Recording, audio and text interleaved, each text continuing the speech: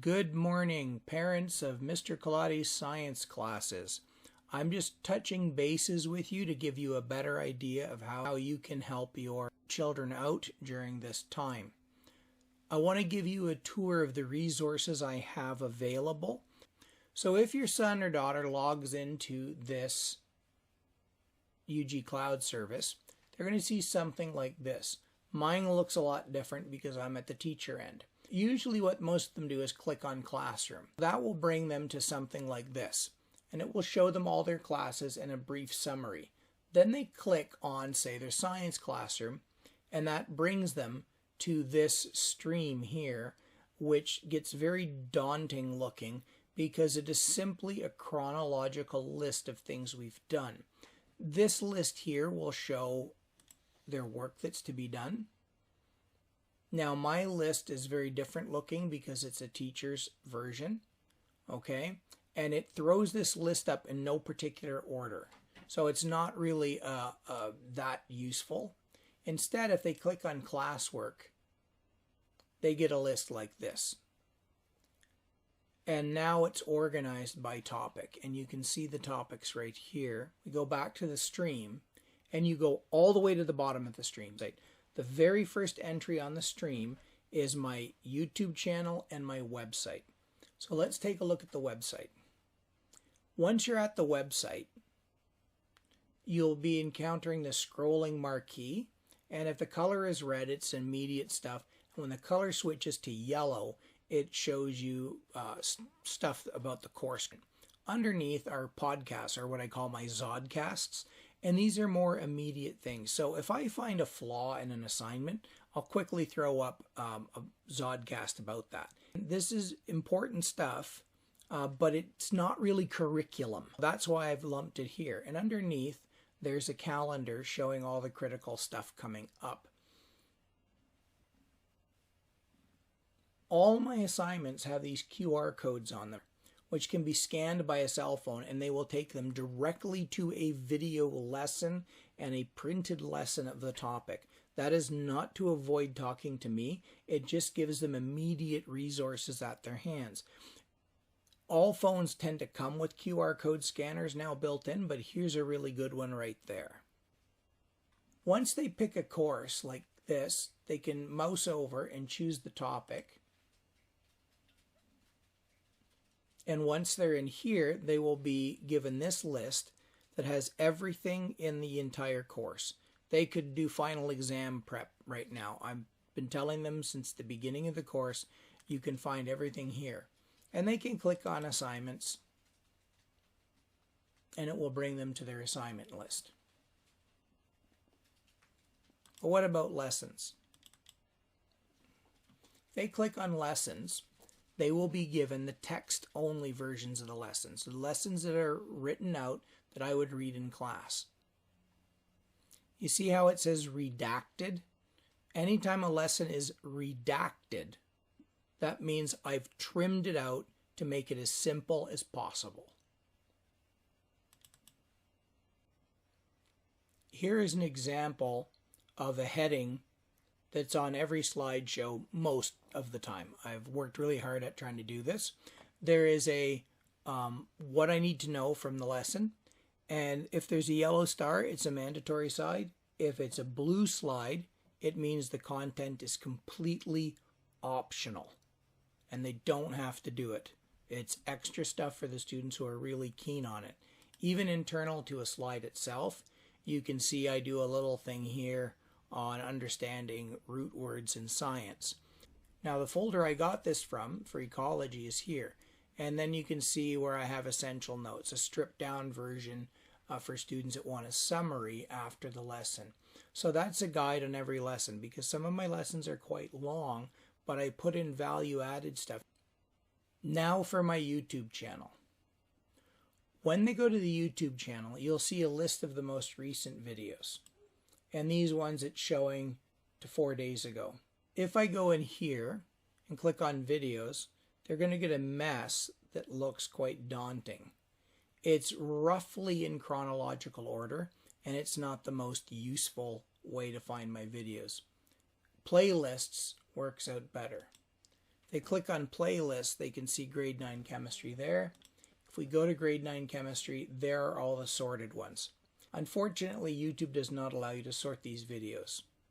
And that is why every single assignment has the QR code attached to it. Let's look at the upcoming second part of chemistry. This is key to success in grade 10, and this is going to be my single biggest focus in the remaining part of the course to make sure they have all the core knowledge for grade 10. I call this their grade 10 survival kit, and I recommend that they save this on their own computer, download it as PDF, and keep it for grade 10. They can throw out everything else I've done. This is the key to being successful because it's the one unit that is built upon. So again, I set it up where we have our lessons and the key parts in the textbook.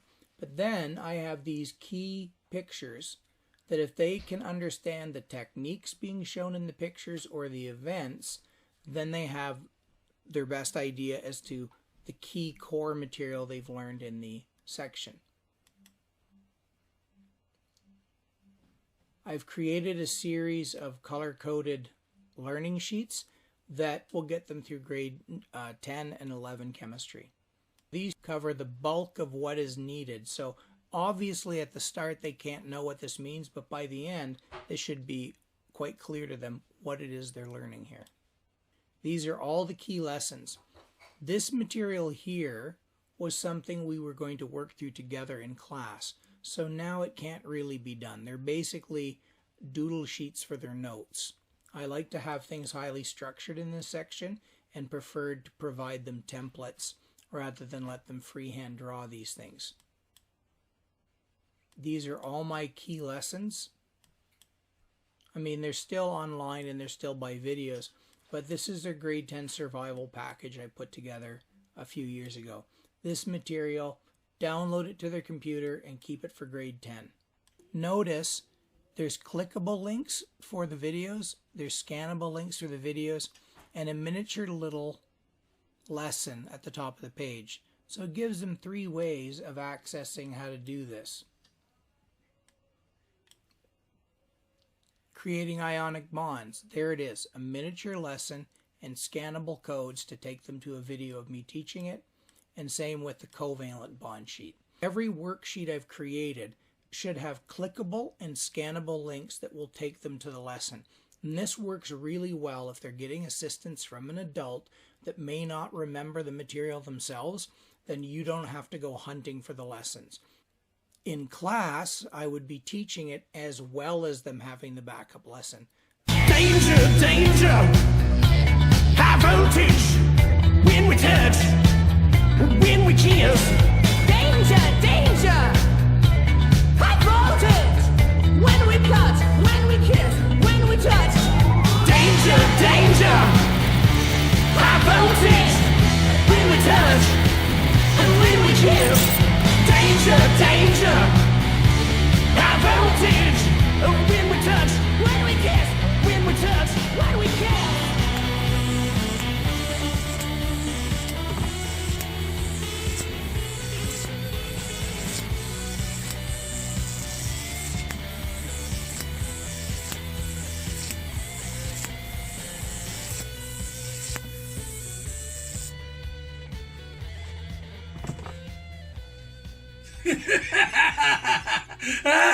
Perfect job!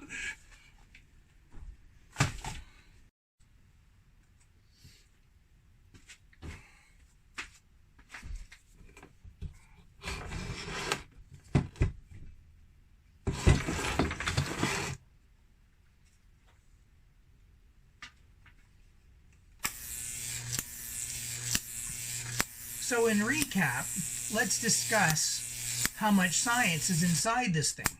First of all, you need electricity in order to create enough voltage to jump that air gap. Couple thousand volts per centimeter. This is a 10,000 volt transformer. And if I recall correctly, air is roughly around 3,000 volts a centimeter. So a 10,000 volt arc would be about 3 centimeters. And lo and behold, there's my 3 centimeters. So I'm not going to get it to work much wider than that. I have to play for a little bit to get that. So that spark, again, tells us it's fairly dry air, that it can't make that jump more than 3 centimeters.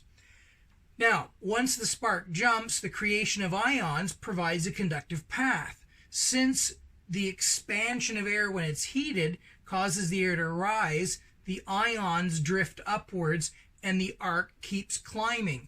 And it gets to the top, and once it exceeds about that 3 centimeters roughly, it doesn't have enough voltage to keep the arc going, and it dissipates. Now, what causes the buoyancy in the first place? Well, the air expands, but without gravity, there wouldn't be any up or down. So in outer space, this device would just keep the arc at one spot. Well, how can I demonstrate to you that that would be the case? Well, if I turn it on its side, there isn't an up or down anymore. So I'm going to take this, and I'm just going to turn it that way, and there isn't really an up or down. And the arc just sits where it is. Okay? I can change the orientation this way.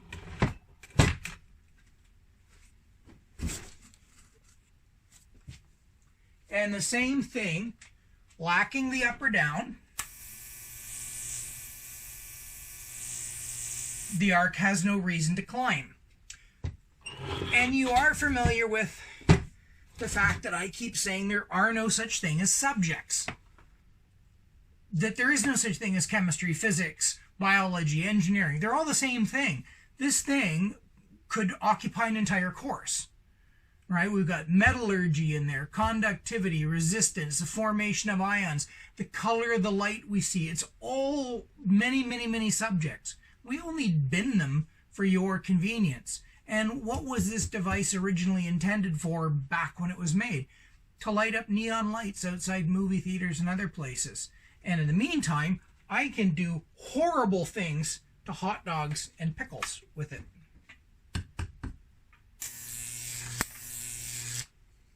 Come on.